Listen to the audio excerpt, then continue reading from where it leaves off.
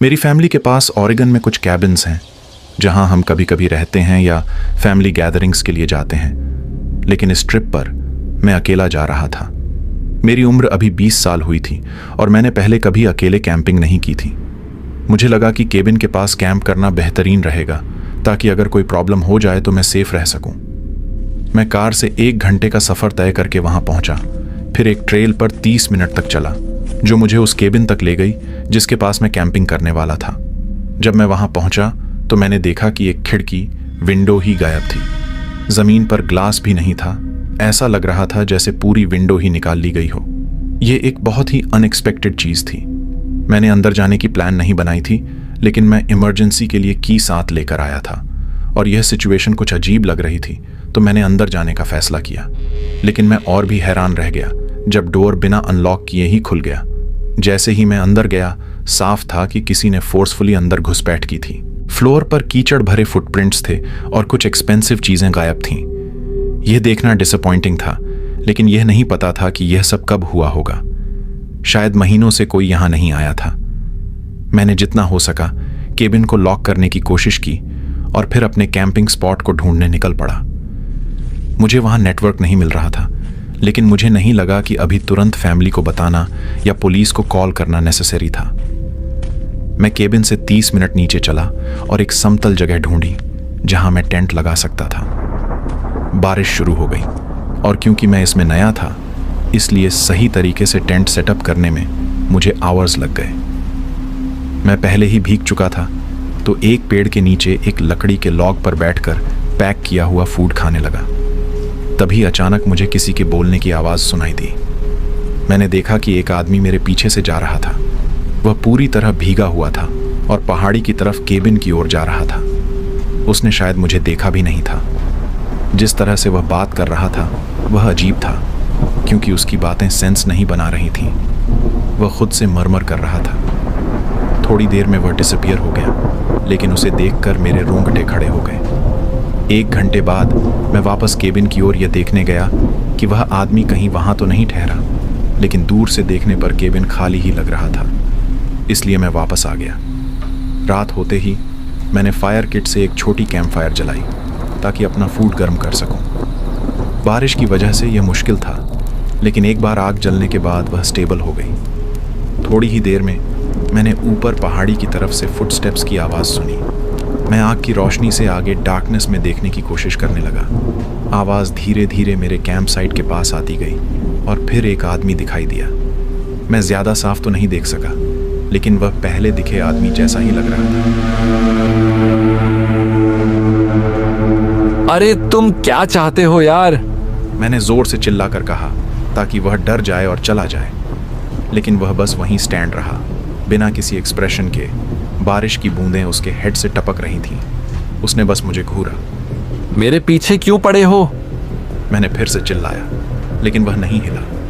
हम दोनों के बीच सिर्फ 10 फीट की दूरी थी और हर सेकंड मेरा फियर बढ़ता जा रहा था कि अब क्या होने वाला है। तभी बारिश के बीच मैंने अपने पीछे एक फुटस्टेप की आवाज़ सुनी। मैंने बिना कुछ सोचे रन लगा दी। मैं पहाड़ी के किनारे से नीचे भागता चला गया और तब तक नहीं रुका जब तक मेरे लेग्स जवाब नहीं दे गए। मुझे नहीं लगता कि वे मेरे पीछे भागे थे, लेकिन बारिश और तेज़ हवा की वजह से दौड़ते समय कुछ भी हियर कर पाना मुश्किल था। मैं किसी तरह पहाड़ी के ऊपर पहुंचा और फिर बारिश में अपने फ़ोन लाइट की मदद से कार तक का रास्ता तय किया। जैसे ही मुझे नेटवर्क मिला, मैंने तुरंत 911 पर कॉल की। अगले कुछ दिनों में एक टीम को केबिन और मेरे कैंप साइट की इन्वेस्टिगेशन के लिए भेजा गया। मेरा कैंप साइट पूरी तरह गायब था। वहाँ सिर्फ कुछ बेकार इक्विपमेंट बचा था, लेकिन केबिन के अंदर 3 अलग अलग शू प्रिंट्स मिले। इसका एहसास होते ही मैं कई दिनों तक डर के मारे कांपता रहा। यह सोचकर ही डर लग रहा था कि वहाँ मेरे पास ही 3 अजनबी मैन छुपे हुए थे। कुछ और नहीं मिला और पुलिस ने इसे सिर्फ एक रॉबरी माना, क्योंकि उन लोगों ने मेरा पीछा नहीं किया। लेकिन कौन जानता है, अगर मैं वहाँ रुक जाता तो वे मेरे साथ क्या कर सकते थे।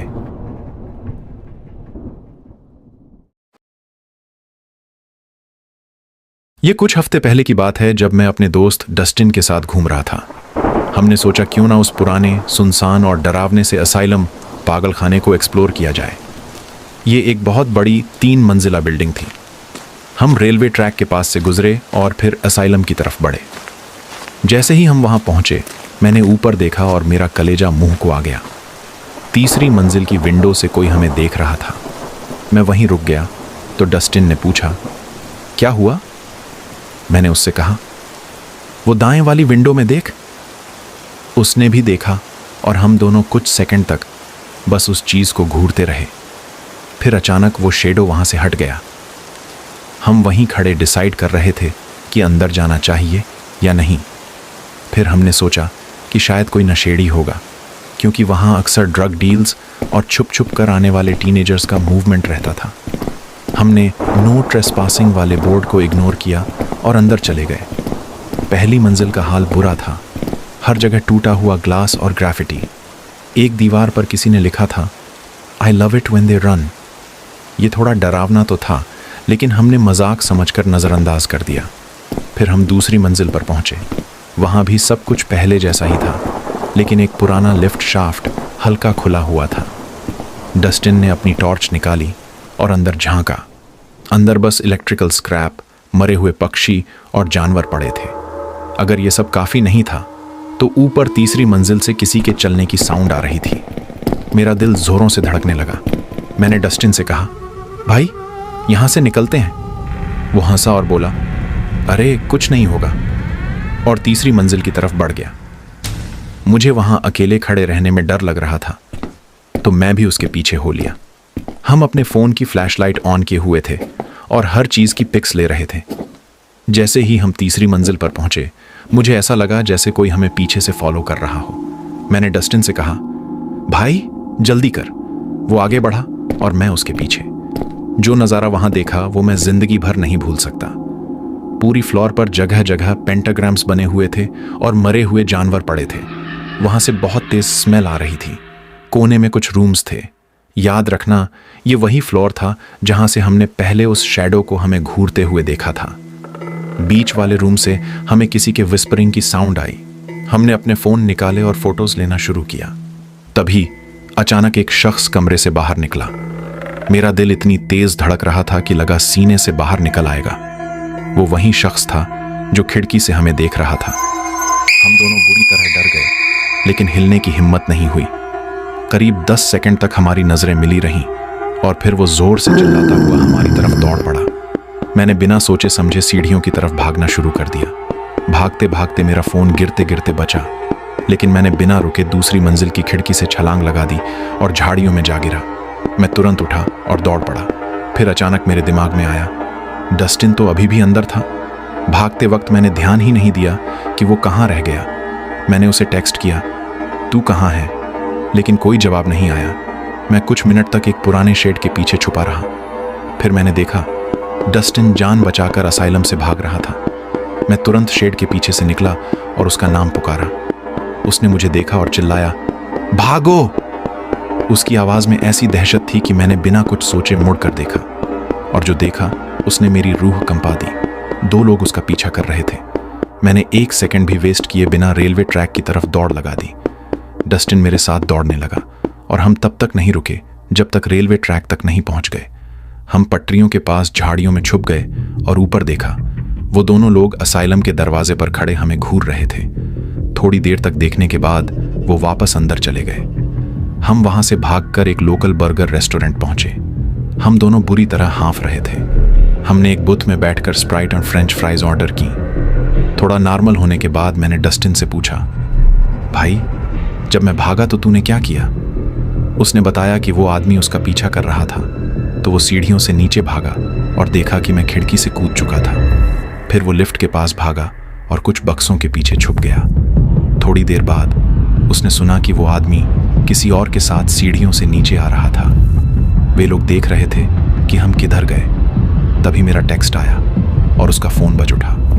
उन दोनों ने तुरंत उसकी तरफ देखा और उसे देख लिया। इसके बाद उन्होंने उसका पीछा किया और वो किसी तरह जान बचाकर भाग निकला। यही वो पल था जब मैंने उसे दौड़ते हुए देखा और उसने मुझसे चिल्लाकर कहा, भागो! हमने पुलिस को कॉल नहीं किया क्योंकि हमें डर था कि कहीं हमें ही ट्रेसपासिंग के लिए फंसा न दिया जाए। हमें नहीं पता वो लोग कौन थे और वहां क्या कर रहे थे, लेकिन इतना तो तय है मैं और डस्टिन अब कभी वहां वापस नहीं जाएंगे।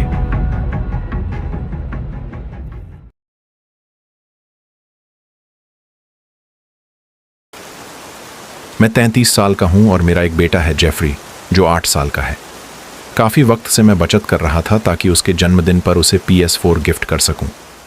3 दिन पहले मैंने अमेज़ॉन से एक PS4 बंडल ऑर्डर किया, जिसमें FIFA 20, the last of us, God of war, मैडन और फोर्टनाइट शामिल थे। मेरी योजना थी कि पैकेज जेफरी के जन्मदिन पर ही आए ताकि उसे एक अच्छा सरप्राइज मिले। उस दिन बारिश हो रही थी, आसमान पूरा काला था और ठंडी हवा के साथ रुक रुक कर बिजली चमक रही थी। बारिश की बूंदें खिड़की के शीशों पर गिर रही थीं, जिससे एक अजीब सा सन्नाटा घर में छाया हुआ था। सुबह जब मैं उठा तो देखा कि अमेज़ॉन की डिलीवरी वैन घर के सामने रुकी। डिलीवरी मैन ने डोरबेल बजाई। मैंने जेफरी से कहा, बेटा दरवाज़ा खोलो, तुम्हारे लिए सरप्राइज़ है। यही मेरी सबसे बड़ी गलती थी। जैसे ही जेफरी ने दरवाज़ा खोला, वहाँ एक आदमी खड़ा था जिसके हाथ में PS4 था। उसकी शक्ल पर एक अजीब सी मुस्कान थी और उसकी आंखें चौड़ी थीं। वो बिना पलक झपकाए जेफरी को देखे जा रहा था। मुझे तुरंत एहसास हुआ कि जेफरी असहज महसूस कर रहा था।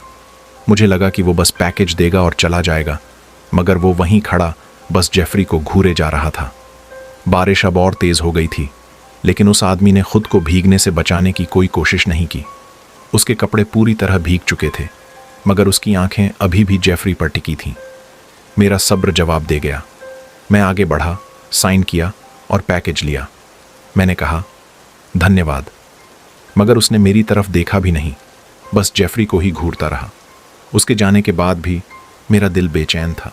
जेफरी PS4 पाकर बहुत खुश था, मगर मेरे दिमाग में उस आदमी की शक्ल घूम रही थी। जो आगे हुआ वो किसी डरावनी फिल्म से कम नहीं था। अगले मंडे जब मैं जेफरी को स्कूल से लेने गया तो मैंने पूछा, कैसा रहा दिन? वो रोज़ की तरह स्कूल की बातें बताने लगा, मगर फिर उसने ऐसी बात कह दी जिससे मेरी रूह कांप गई। उसने कहा, पापा आज रिसेस में एक आदमी मुझे बुला रहा था। कहाँ से? मैंने घबरा कर पूछा। बाहर, फेंस के पीछे से, जहाँ झाड़ियाँ हैं। क्या कह रहा था? बहुत धीरे धीरे बात कर रहा था। पूछ रहा था कि मेरे दोस्त कहाँ हैं, स्कूल कितने बजे ख़त्म होता है और क्या मैं उसके घर आना चाहूँगा। मेरा दिल डूब गया। तूने उसे पहले कहीं देखा? हाँ बाबा, वो वही आदमी था जिसने मेरा PS4 डिलीवर किया था। मेरा शरीर सुन्न पड़ गया। बाहर अब भी बादल घिरे हुए थे। हल्की बूंदाबांदी हो रही थी, जैसे मौसम भी इस बेचैनी को महसूस कर रहा हो। और सिर्फ इतना ही नहीं, जेफरी ने उसे हमारे घर के बाहर भी देखा था। जेफरी ने बताया कि वीकेंड पर जब वो अपनी खिड़की से बाहर देखता तो वो आदमी सड़क के उस पार खड़ा रहता। वो उसे देखता, मुस्कुराता और हाथ हिलाता। मेरा पूरा शरीर जैसे जड़ हो गया। मैंने तुरंत स्कूल को फ़ोन कर इस आदमी के बारे में बताया, फिर डिलीवरी कंपनी और पुलिस को भी खबर दी। अब मुझे सख्त डर लगने लगा था। मैंने जेफरी को 2 दिन तक स्कूल नहीं भेजा। मैं उसे अपनी आंखों से ओझल नहीं करना चाहता था। वेंसडे की रात, आधी रात के बाद मेरी आंख खुल गई। मुझे कई रातों से सही से नींद नहीं आ रही थी। मैंने पहले जेफरी के कमरे में जाकर देखा और फिर किचन में पानी पीने गया, मगर जैसे ही मैंने खिड़की से बाहर देखा, मेरा शरीर कांप गया। बाहर घनघोर अंधेरा था और बारिश फिर से तेज हो चुकी थी। पानी की धाराएं दरवाजे के किनारों से बह रही थीं, लेकिन मेरे रोंगटे तब खड़े हो गए जब मैंने देखा कोई हमारे पिछले दरवाजे के बाहर खड़ा था। वो दरवाजे का हैंडल घुमा रहा था। शुक्र था कि दरवाज़ा लॉक था। मैंने जल्दी से बाहर झांका, मगर वहाँ कोई नज़र नहीं आया।